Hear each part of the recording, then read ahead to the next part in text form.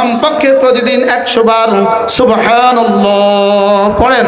সুবহানাল্লাহ, সুবহানাল্লাহ, সুবহানাল্লাহ, সুবহানাল্লাহ, সুবহানাল্লাহ, সুবহানাল্লাহ।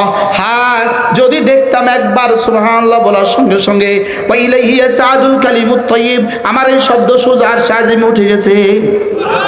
যদি একবার দেখতাম তাহলে জীবনে কতবার পড়তাম।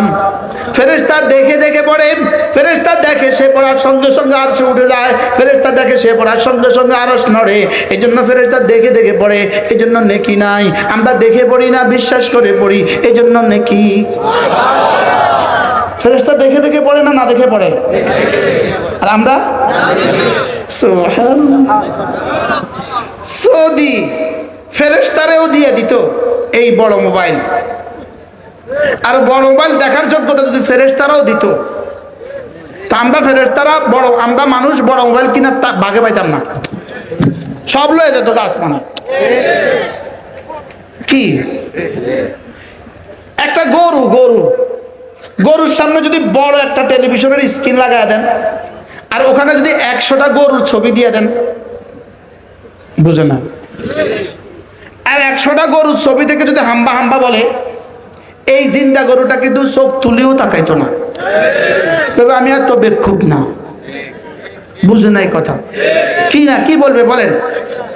আমি এত কি না, আমি এত বেকুফ হই নাই, আমি এত বেকুফ হই নাই। আমি ছবির দিকে কিতাম তাকাইতাম, বেকুব। যেমন ধরেন তো এখানে ফুল আছে না নাই, উপরে ছাদে ফুল আছে না নাই, এই ফুলে কোনো মৌমাছি বসছে, তো ফুল মৌমাছিরে কে কইলো এনে ফুল এটা আছে, তবে এটা বাস্তব নয়, এটা ছায়া, ছায়া, এটা ছবি। মাছিয়ে বুঝে এটা ছবি, বুঝে নাই কথা? এই ফুলের মধ্যে কোনো মৌমাছি আসেনি, কি লিগা?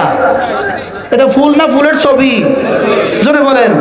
তো ফুলের ছবিতে তো মাছিও বসে না, বুঝে নাই? ফুলের ছবিতে কি বসে না? আচ্ছা, প্লাস্টিকের ঘাস সুন্দর করে প্লাস্টিকের কার্পেটে গরু বিছিয়ে দিয়েছে, গরু ছাড়িয়ে দিয়ে দেখেন কি করে? জোরে বলেন না। প্লাস্টিকের ঘাসে গরু মুখ দিবে কেন? গরুকে আমি তোর মতো এত পাগল না, আমি এত পাগল হই নাই। তোমরা মুসলমান যেই পরিমাণ পাগল হয়েছ, ছবির পেছনে যেই পরিমাণ পাগল হয়েছ, গরু বলবে আমি এত পাগল হই না। বাস্তব না বাস্তব? এই মোবাইলে কি দেখা যায়, বাস্তব না ছবি? কি দেখা যায়? মোবাইলে ছবি দেখা যায় না বাস্তব দেখা যায়? তো কোন পাগলে ছবি চায়? এরকম পাগল আসেনি? মাতে না। তো এরা কি আসলে বুদ্ধিমান না পাগল? যে কি পরিমাণ পাগল? হ্যাঁ, কি কর? ছাগলও এত পাগল হয় না। একবার আমাদের এক ওস্তাদ ছিলেন, মহিষখালী বাড়ি, হুজুরে গাছতে গেছে, গাছতে আছে না, হুজুরে গাছতে গেছে। তো গাছতে গেছে এক অ্যাডভোকেটের কাছে গাছতে গেছে। তো অ্যাডভোকেট কি বলে, তোমরা যত পাগল ছাগল আছো সব তবলিগ করে, পাগল ছাগল সব তবলিগ করে। হুজুর বলে তোমার মতো ভালো ছাগল আসে না বলে আমরা পাগল ছাগল যাই।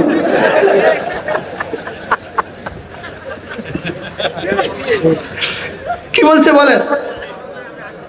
তোমাদের মতো পাগল ছাগলগুলো, ভালো ছাগলগুলো কি আসে না, এই জন্য আমরা কি যাই বলেন? আমরা কি করবো? আমরা পাগল ছাগলে যাই, তোমরা ভালো ছাগল আসো না, এই জন্য। ছাগলও আরো ভালো আছে, যারা 24 ঘন্টা মোবাইলে ডুবে থাকে, ছাগল আরো ভালো আছে। কি? ছবির মধ্যে মৌমাছি বসে না, ছবির মধ্যে মাছিও বসে না, ছবির ঘাসে গরু মুখ দেয় না, ছবির ঘাসে ছাগলে মুখ দেয় না, গরুর ছবির মধ্যে গরুর ছবির পিছনে গরু ছুটে না, ছাগলের ছবির পিছনে ছাগলে ছুটে না। ছাগল যদি পাঠা হয় আর ছাগির যদি ছবি দেওয়া হয়, এই ছাগলের এই পাঠা ওই ছাগির দিকে তাকাবে? আচ্ছা, সুন্দর করে মাটি দিয়া সুন্দর করে একটা সুন্দর করে বানায়া একটা ছাগি বানায়া দিল ছাগলের সামনে, পাঠার সামনে, এবার পাঠাটা ছাগির দিকে তাকাবে? কি সে কি বুঝবে? খালাকা কুল্লা শাই ফাহাদা, আমি সব বানিয়েছি, বানিয়ে বানিয়ে তার যা যা লাগে সব তাকে রাহনুমাই করেছি। সুবহানাল্লাহ। হ্যাঁ, মৌমাছি আমি বানিয়েছি, তাকে রাহনুমাই আমি করেছি। মশা আমি বানিয়েছি, তাকে রাহনুমাই আমি করেছি। এজন্য মাটির মানুষের উপরে জীবনে কখনো মশা বসবে না। বাস্তব না বাস্তব? যারা ছবির পিছনে জীবন দেয় এরা মাছির চেয়েও নিকৃষ্ট। বুঝে না, এবার বুঝে না, এরা মশার চেয়েও নিকৃষ্ট। যারা কিসের পেছনে জীবন দেয়? পাগল। আরে পাগল বলে না, বলো পাগল, আবার বলো পাগল।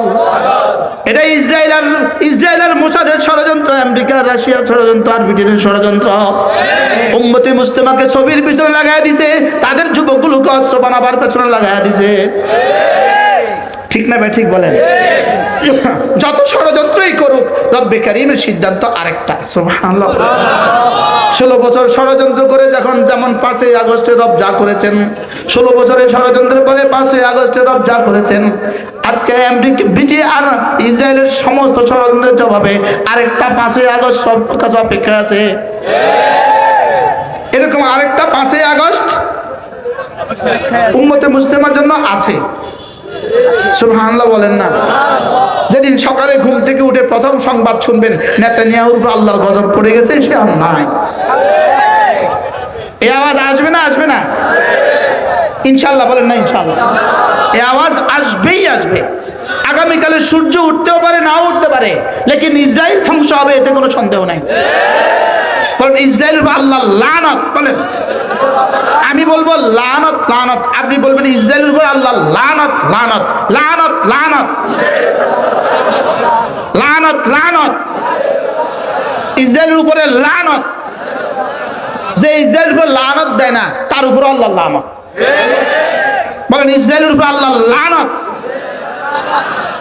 নব্য ফেরাউন তার কাছে 1000 বার মাফ চায়। আর লেডি ফেরাউন, আমাদের একজন ছিল লেডি ফেরাউন, তার কাছে তো ফেরাউন 1 কোটি বার মাফ চাইছে। তার কাছে ফেরাউন কত কোটি বার মাফ চাইছে? লেডি ফেরাউনের কাছে চাইছে 1 কোটি বার মাফ। ও বাজি, তোর কাছে মাফ চায়। আমি মাত্র 30,000 খুন করছি, আমি মাত্র 30,000 হত্যা করছি 300 বছরে। ফেরাউনকে আমি 400 বছরে হত্যা করছি মাত্র 30,000। আমার নাম কোরআন শরীফে এতবার কইছে, এতবার লানত দিছে। আর তুই 16 বছরে হত্যা করছিস কয়েক লাখ। কোথায় 400 বছর, কোথায় 16 বছর, আর কোথায় 30,000, কোথায় কয়েক লাখ।